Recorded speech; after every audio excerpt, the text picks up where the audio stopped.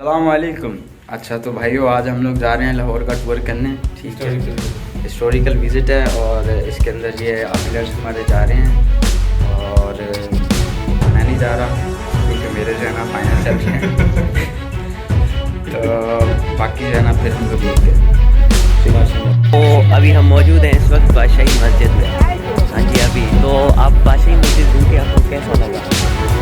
मैं तो काफ़ी टाइम से इधर आता हूँ, आते जाते रहता हूँ, घूमता हूँ, तो अच्छा लग रहा है। और आप लोग विशेष लोग हैं मेरे लिए, माशाल्लाह से आप लोगों के साथ बहुत अच्छा लग रहा है। ये आपका ऑनर है अभी, थैंक यू।